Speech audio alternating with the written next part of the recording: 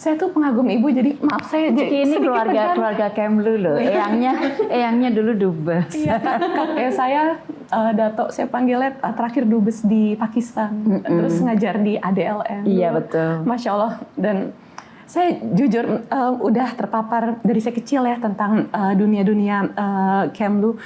Saya kagum dengan sosok Ibu Retno, seorang perempuan bisa menjadi Menlu 10 tahun di dunia yang menurut saya tuh male dominated Ya, gitu. dunia Itu laki-laki. gimana sih Bu?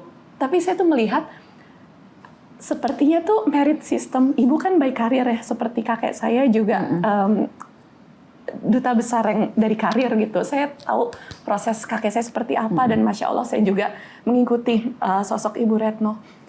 Saya tuh ngebayangin ya Bu, andaikan merit system ini benar-benar diaplikasikan secara real di sistem demokrasi di Indonesia, itu tuh akan membuat sosok-sosok seperti Bu Retno, perempuan pemimpin yang Masya Allah sangat berkesan, bisa gitu memimpin, menjadi pemimpin yang sangat berkesan di dunia pekerjaan yang male dominated. Jadi saya berharap merit system itu benar-benar bisa diaplikasikan sih di demokrasi zaman sekarang yang sebenarnya sekarang tuh udah banyak yang patronized gitu loh. Iya. Pertanyaannya adalah bagaimana Ibu kemudian awalnya bisa masuk di tengah gempuran persaingan dan sistem-sistem yang mungkin tidak banyak berpihak begitu pada orang-orang yang profesional merangkak dari bawah, Bu. Jadi Ciki bener banget. Jadi merit system itulah yang akhirnya membukakan pintu bagi semua orang, apakah dia perempuan, apakah dia laki-laki, apakah dia orang kaya, apakah dia orang tidak berpunya, semua memiliki kesempatan yang sama. Kalau tidak ada merit system di Kementerian Luar Negeri, sudah pasti saya tidak akan berada di titik ini. Karena apa? I was nobody. Saya adalah anak dari keluarga yang sangat biasa, sangat-sangat biasa. Udahlah, biasa banget lah.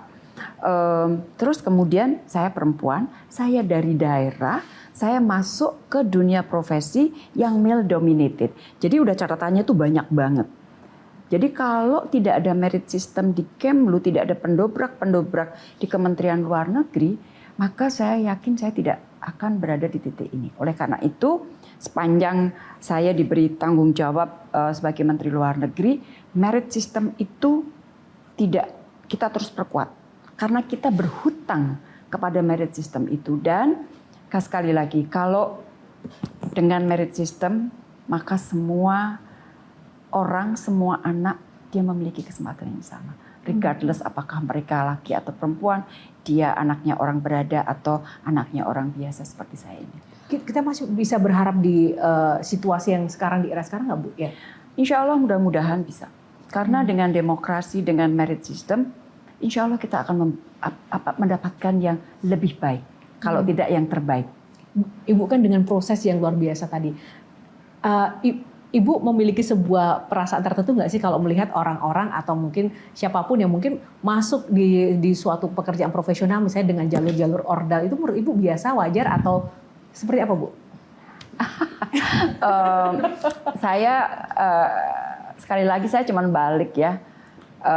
Kalau kesempatan sudah tidak sama, kasihan orang yang dari kelompok vulnerable, kasihan dari orang-orang seperti saya yang anaknya orang nggak punya. Kami mau kemana kalau kesempatan yang dibuka itu tidak sama gitu loh. Dan dengan merit system ini kita akan mendapatkan kandidat-kandidat atau orang-orang yang terbaik. Iya, karena kan kita berkompetisi dengan sehat ya. Tepuk tangan untuk sampai Jelajahi cara baru mendapatkan informasi. Download Metro TV Extend sekarang.